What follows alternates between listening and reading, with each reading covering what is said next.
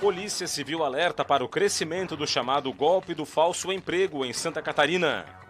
Polícia Rodoviária Federal apreende maconha e medicamentos abortivos na Grande Florianópolis. Detran catarinense começa a emitir a nova Carteira Nacional de Habilitação. Ministério da Educação corta recursos e coloca em xeque o funcionamento da Universidade Federal de Santa Catarina. E veja também, em meio à alta da inflação, saiba como fazer uma festa junina sem comprometer o orçamento doméstico. Está no ar o Band Cidade com Rodrigo Cardoso. Olá, uma boa noite para você. O Band Cidade desta quarta-feira começa com um alerta. Tem sido cada vez mais comum em Santa Catarina o chamado golpe do falso emprego. A promessa de oportunidades em grandes empresas que depois de um depósito via Pix se transforma em prejuízo e em dor de cabeça para as vítimas. De acordo com a Polícia Civil, o golpe consiste no envio de uma mensagem por aplicativo de bate-papo para o celular da vítima. No texto, os golpistas informam que a pessoa pode ganhar entre R$500 e R$5.000 trabalhando em casa. Só que para isso é preciso fazer depósitos via Pix. Os repasses começam com pequenos valores e são restituídos pelos criminosos. O problema é quando a vítima começa a fazer depósitos de maior valor. Nos primeiros depósitos que a vítima vai fazendo, esses valores realmente são devolvidos, dando credibilidade para os autores ali desse crime. Então, em seguida, os estelionatários solicitam que as pessoas façam depósitos maiores, de valores de 800, 900, R$1.000. E após ali diversos depósitos, esses não são restituídos, nem mesmo o lucro, visto que se trata de um golpe. Só na região de Xanxerê, no oeste catarinense, vítimas que caíram no golpe relataram em boletins de ocorrência prejuízos entre R$15.000 e R$30.000. Por isso, o alerta para que a população desconfie de propostas como estas. Preste atenção sobre essas ofertas de emprego, certifique que se trata realmente de um emprego que você poderá trabalhar em casa. Nunca faça depósitos, nunca encaminhe depósitos de valores para terceiros. Sempre que você trabalhar, você vai ganhar algum valor e não terá que pagar. Então essas são algumas dicas. E em caso de dúvida, procure uma pessoa mais experiente ou então entre em contato com a Polícia Civil ou mesmo com um advogado que poderá lhe orientar. A Polícia Rodoviária Federal apreendeu maconha e também medicamentos abortivos em 2 ocorrências distintas no estado. No total, 3 pessoas foram presas. Na madrugada desta quarta-feira, em São José, na Grande Florianópolis, os policiais rodoviários federais abordaram um caminhão, mas o motorista não obedeceu a ordem de parada e tentou fugir. Após 12 quilômetros de perseguição, o motorista abandonou o veículo e fugiu a pé. Ele foi preso com o apoio da Polícia Militar em uma tubulação de esgoto dentro de um terreno da Casan. No caminhão que havia sido roubado e circulava com placas clonadas, foram encontrados 132 quilos de maconha e 4 placas clonadas. O homem de 10 anos de idade foi levado para a delegacia. Em Biguaçu, também na região metropolitana, a Polícia Rodoviária Federal interceptou uma carga de produtos contrabandeados que estava em um carro com placas de São José. O carregamento, que veio do Paraguai, continha 400 comprimidos de um medicamento abortivo, além de 387 cigarros eletrônicos, 1.960 maços de cigarros aromatizados e acessórios para videogame. Os 2 ocupantes do carro foram presos por contrabando e levados para a Polícia Federal. Os bombeiros de Santa Catarina, que embarcaram ontem para Pernambuco, começaram as buscas por vítimas das enchentes no estado nordestino na manhã desta quarta-feira. Os militares viajaram com os cães de busca e salvamento para cooperar na operação de resgate aos atingidos pelas chuvas no Recife. Chegamos ontem à tarde, no final da tarde já, então primeiramente nos instalamos, conversamos com o comando da operação e passou as orientações de como seria o trabalho. Iniciamos então hoje os trabalhos pela manhã aqui nessa área, na Vila dos Milagres, onde 11 pessoas já foram encontradas e restam ainda 3 desaparecidas. O governo de Pernambuco informou que com as 106 vítimas confirmadas, a tragédia atinge a marca de maior número de vítimas causadas pelas chuvas no estado. 436 profissionais atuam na ação, entre bombeiros de Pernambuco e de outros estados, com o uso de embarcações, cães de busca e aeronaves. Daqui a pouco, depois do Band Cidade, você confere o Jornal da Band. Os destaques da edição de hoje chegam com o Douglas Santucci. Confira. Olá. Olá, boa noite. Daqui a pouco no Jornal da Band você vai ver. O Tribunal de Contas da União autorizou o governo a privatizar Congonhas e mais 14 aeroportos. Uma ótima notícia para a economia. Cresce o movimento de turistas estrangeiros no país. O ator Johnny Depp ganhou aquele processo de difamação contra a ex-mulher. E também no projeto da Band, nos 200 anos da independência, um movimento de idealistas que ajudou no 7 de setembro. É daqui a pouco, às 7h20 da noite. O MDB suspendeu o evento que faria o lançamento da pré-candidatura de Antídio Lunelli ao governo do estado e reuniu 3 pré-candidatos ao governo em um evento em Florianópolis.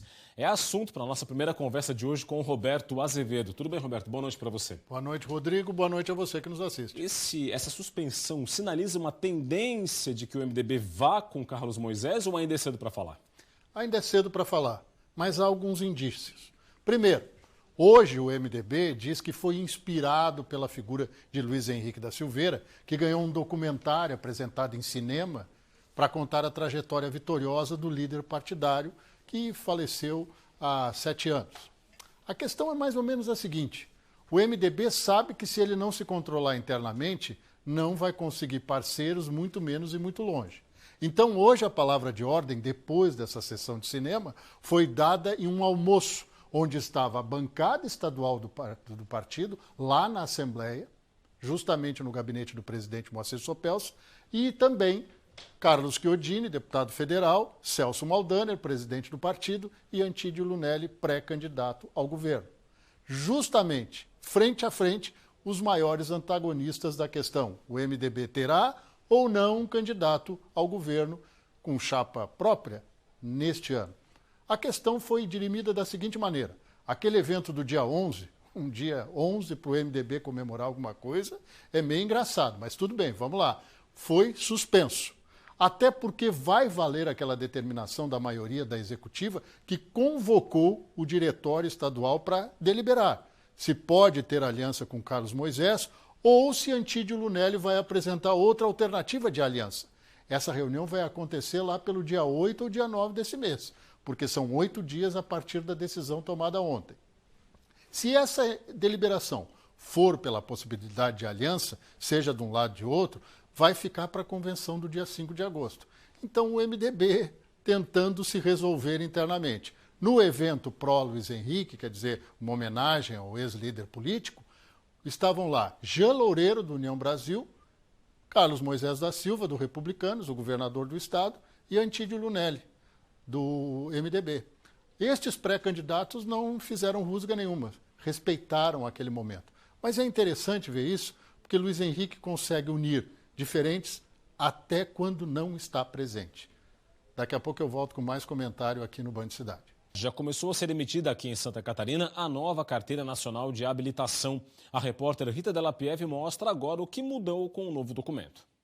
O Edmundo foi um dos primeiros a receber a nova carteira de habilitação na capital e aprovou as novas mudanças. Tem mais informações, tem um sistema também fluorescente aqui que facilita mais isso aqui. A advogada Daniela também vê benefícios na nova CNH. Pelo que foi passado também, outros países vão poder identificar, ela é tanto de língua inglesa como espanhola também, então acho que isso vai facilitar bastante a identificação do próprio cidadão em outro país também, né? Algumas informações importantes são que a CNH não precisa ser apresentada na forma impressa. No aplicativo do Detran, a versão virtual do documento. Também é importante salientar que quem tem a carteira de motorista válida não precisa emitir uma nova. A troca da carteira de motorista será gradativa nas seguintes situações: renovação da CNH, inclusão de uma categoria, troca devido ao erro em algum dado impresso, solicitação da segunda via do documento. A presidente do Detran revela o que muda na nova Carteira Nacional de Habilitação. As cores da CNH, que passam a ser predominantemente amarela e verde, passa a ter os desenhos das categorias dos veículos que o condutor pode dirigir. Pode também ser acrescentado o nome social dele ou a família afetiva, e também passa a ser em 3 idiomas, o português, inglês e o espanhol, para facilitar o entendimento aqui na América. E também em alguns países, né, que o nosso condutor costuma visitar de língua inglesa. Está autorizada a abertura do edital para a concessão do terminal rodoviário Rita Maria, em Florianópolis. O decreto foi publicado no Diário Oficial do Estado. O decreto, assinado pelo governador Carlos Moisés, estabelece que a empresa vencedora vai ter a concessão do terminal por 30 anos e vai ter que fazer investimentos de R$30 milhões no espaço. Entre as melhorias previstas estão a modernização do saguão e da plataforma de embarque e desembarque, a construção de passeios para o deslocamento de pessoas entre o Rita Maria e o Ticem, mudança na plataforma de vendas de passagens para o segundo andar, praça de alimentação e espaços comerciais no térreo. A Secretaria Estadual de Infraestrutura aguarda agora o parecer da Procuradoria-Geral do Estado para dar continuidade à licitação, o que deve ocorrer ainda nesta semana. E aí, Roberto, é concessão importante porque o setor privado sempre faz mais rápido e melhor do que o setor público, que depende de licitação e todos os entraves burocráticos.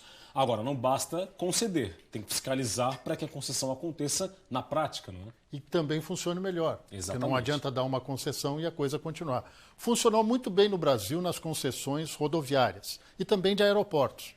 Melhorou mesmo. Até porque os governos, tanto municipais, estaduais e o federal, a União, entendem que não tem condições de bancar o que é mais difícil nessas áreas e até mesmo em prédios como aquele, a manutenção. Vocês se lembram que depois de 30 anos, o terminal Rita Maria em Florianópolis passou por uma grande reforma. Está lá, bonitinho, inteiraço. Mas precisa de outro tipo de trabalho de manutenção agora para ele continuar prestando um bom serviço. Durante muitos anos na capital de Santa Catarina, as pessoas estranhavam. O nosso aeroporto internacional Hercílio Luz tinha um terminal acanhado, horroroso, e o terminal Rita Maria era pomposo, grande, muito bem construído numa área central. Evidentemente, um aeroporto não poderia ficar ali. Mas havia essa comparação. Hoje, o que a gente vê? Que precisa dotar o terminal de melhores equipamentos e precisa melhorar o que já é bom. E numa área de preservação de toda aquela linha de atendimento que é junto com o terminal urbano, maior da cidade, que fica ao lado. Quer dizer, é um fluxo de passageiros muito grande ali. Detalhe interessante nessa história do Rita Maria, ele foi construído no aterro, quando o aterro, e tem muita gente que quer que ele passe para a área continental. Mas aí a gente faz aquela relação de distância. Já imaginou colocar lá perto da BR-101 esse terminal?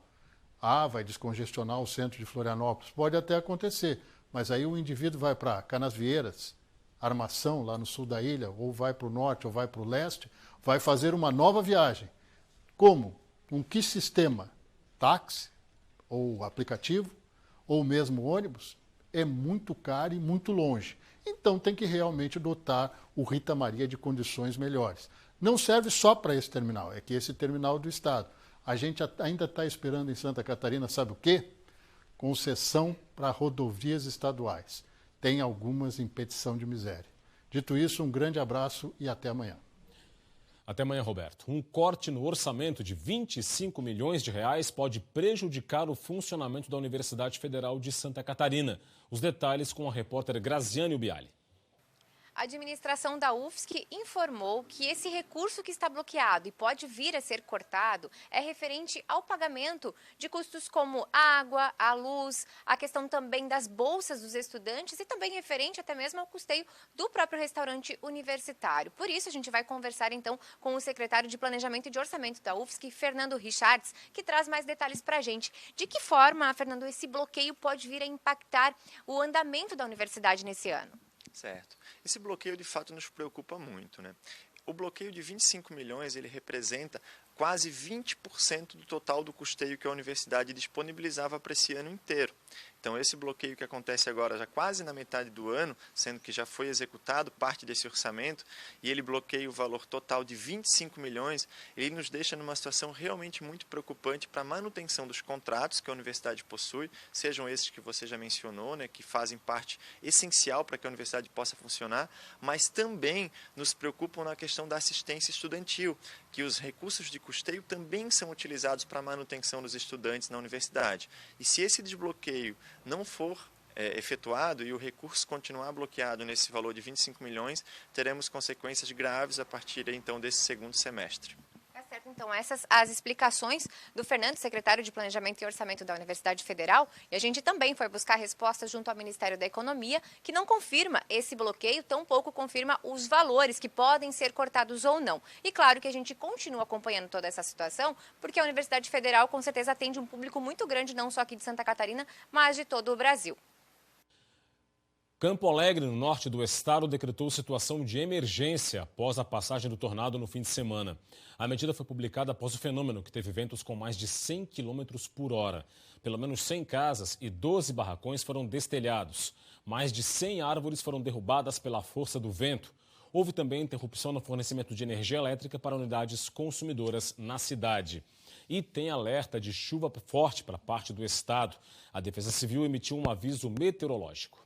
Segundo a Defesa Civil, a previsão de chuva volumosa e persistente vale para esta quarta e também para esta quinta-feira. Podem ocorrer alagamentos, deslizamentos, vendavais e até queda de granizo.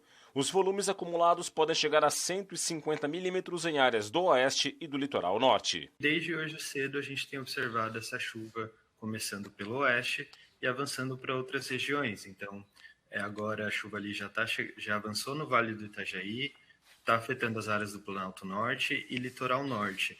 E estamos com um aviso para essa área onde a chuva poderia ser mais intensa e ter alguns danos associados a ela. A instabilidade provocada por áreas de baixa pressão segue em Santa Catarina nesta quinta-feira. A EPAGRE também emitiu aviso meteorológico semelhante ao da Defesa Civil. Os detalhes você confere agora na previsão no tempo.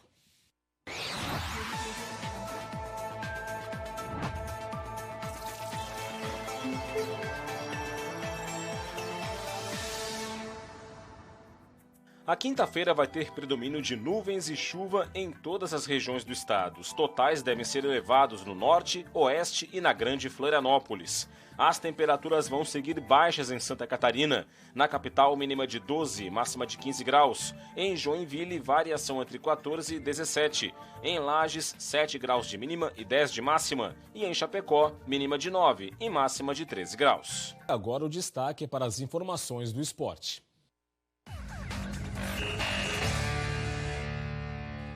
O Criciúma tem uma frente difícil em sequência de jogos na Série B do Campeonato Brasileiro e precisa reagir na competição.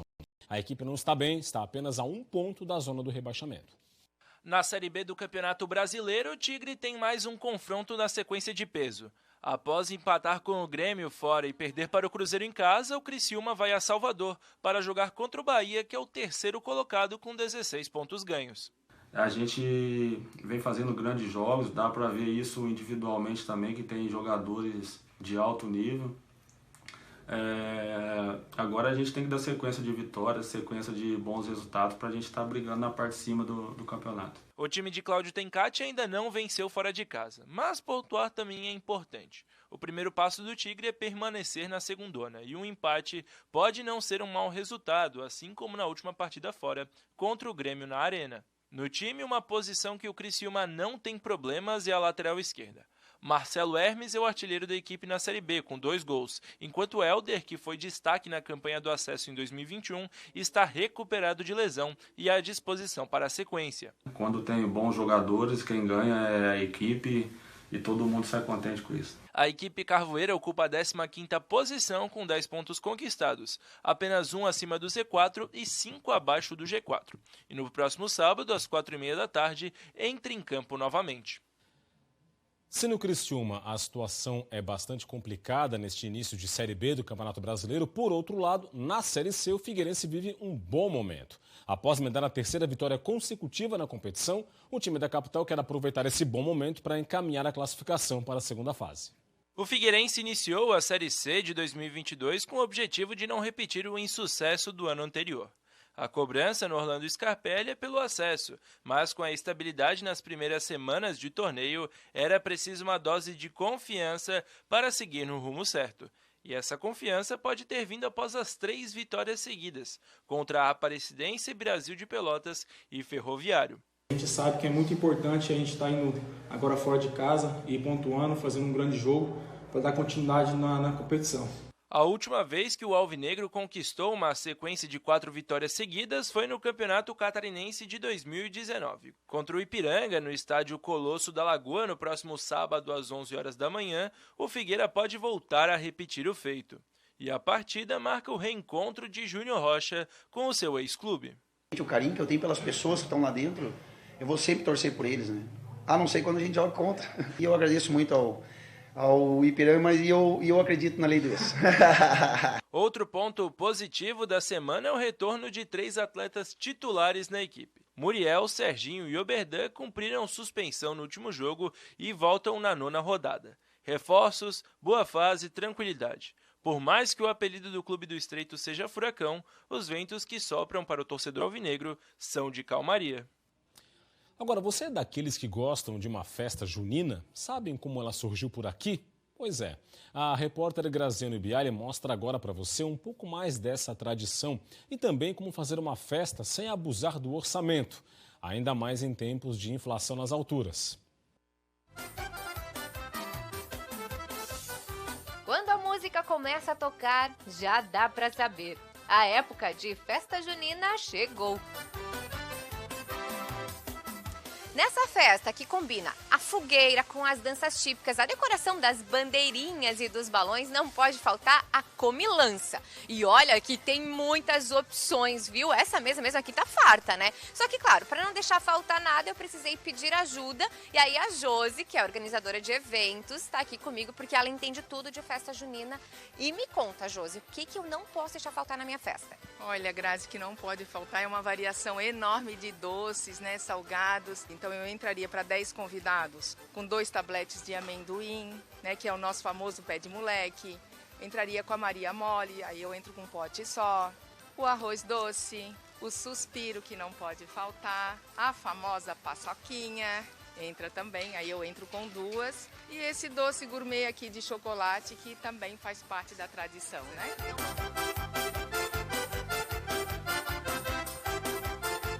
E para quem aprecia uma festa junina com todas as guloseimas que a gente já mostrou, claro que tem que entender o motivo disso, porque cada uma dessas comidas deliciosas que a gente costuma consumir nas festas, elas têm um porquê e elas seguem uma tradição. E por falar em tradição, a gente precisa entrar na história da festa junina. Por isso a gente vai conversar então com o Francisco do Vale Pereira, que é historiador e que vai contar pra gente como que a festa junina chegou no Brasil.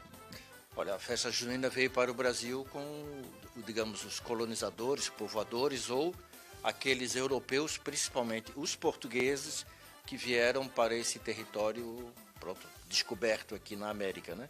E trouxeram tudo que sabiam fazer, como também as suas tradições de festejar, principalmente no dia 24 de junho, a festa de São João. O brasileiro ele é incrível porque ele sabe fazer a festa, ele sabe do pouquinho de nada que tem fazer uma grande festa.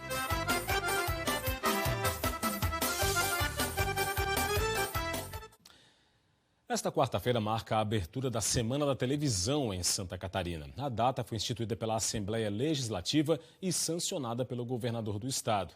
A iniciativa que gerou o projeto e a data foi da Associação Catarinense de Emissoras de Rádio e Televisão, a ACAERT.